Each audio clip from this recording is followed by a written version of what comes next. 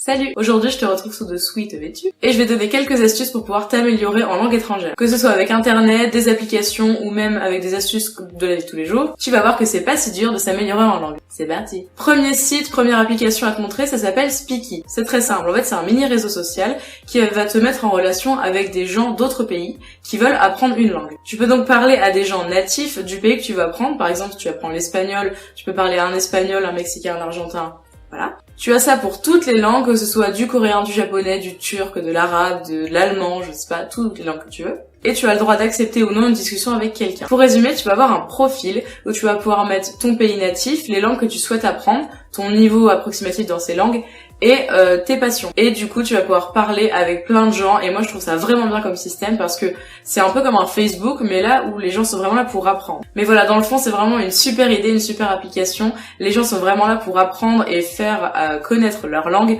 Donc n'hésitez pas à y aller. Ensuite, un site et une application que beaucoup de gens connaissent, c'est Duolingo. Duolingo, je pense que vous connaissez en fait. On peut apprendre plusieurs langues avec des petits exercices très ludiques. Donc soit écrire un texte, soit à la voix. Et vraiment en fait, on va pouvoir s'entraîner plus ludiquement que en cours. Donc voilà, on peut choisir ses langues et on a des unités, c'est un peu les chapitres, comme les adjectifs, les noms, les animaux, à franchir. Mon chat... je comprends pas. Et après, on va pouvoir rejoindre un club à partir d'un certain niveau pour pouvoir affronter d'autres personnes sur la langue. Bien sûr, tes notions vont être remises en question parce que si tu as acquis une unité, 3 semaines plus tard, si tu n'y arrives plus trop, ton unité va perdre en points. Et du coup, va falloir la retravailler avec des exercices toujours aussi bien faits. Et le dernier site que je vais te présenter s'appelle Lyrics Training. Tu remarques mon super accent. Et en fait, c'est hyper simple. C'est un site où c'est un peu comme un karaoké où il manque des mots. Et tu vas donc pouvoir choisir la chanson que tu veux. Par exemple, tu es fan d'Ed Sheeran, tu mets Shape of You. Donc tu vas choisir ton niveau, facile, moyen, difficile et expert. Et en fait, tu vas voir la vidéo avec donc la musique qui passe et les paroles en dessous avec des trous. Ton objectif va être de remplir ces cases. Donc tu as deux choix, soit tu as des sélections déjà faites et tu choisis le bon mot, soit c'est toi qui l'écris complètement. Si tu n'arrives pas à trouver le mot, tu vas perdre des points de vie et le but va être donc de finir la chanson le plus vite possible avec les bons mots et sans faire... Hein? Ça ne veut rien dire. Et en faisant le moins de fautes possible. Donc voilà, je trouve ça vraiment ludique, c'est ma prof d'anglais qui m'a conseillé ce site. Et du coup maintenant, au lieu d'écouter des chansons sur YouTube, je les écoute là-dessus. Ça va? Ça fait longtemps que vous l'avez pas vu. Oui, dis bonjour. Oui.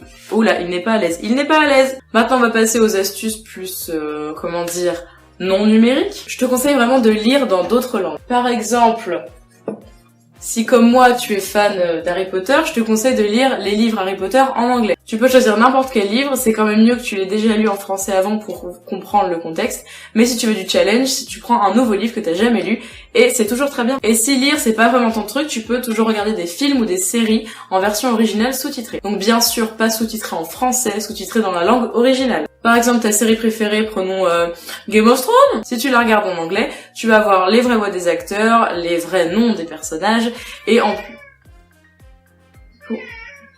C'est toujours bien de regarder des séries en anglais, tout ça pour dire ça. Même des films, voilà. Il revient, c'est le retour du chat.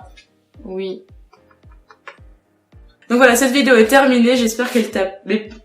Voilà, j'espère que la vidéo vous a plu. N'hésitez pas à vous abonner, à laisser un petit j'aime. Voilà, si un j'aime sauf ce chaton, il s'en fout. Donc voilà, si la vidéo t'a plu, n'hésite pas à laisser un petit j'aime, à me suivre sur mes réseaux sociaux pour suivre les aventures de ce gros matou et les miennes par la même occasion, à regarder d'autres vidéos, à t'abonner, bien évidemment, à activer les notifications pour voir dès que je sors une vidéo, parce que j'en sors pas souvent, mais elles sont quand même là. Et je te laisse sur un dernier salut.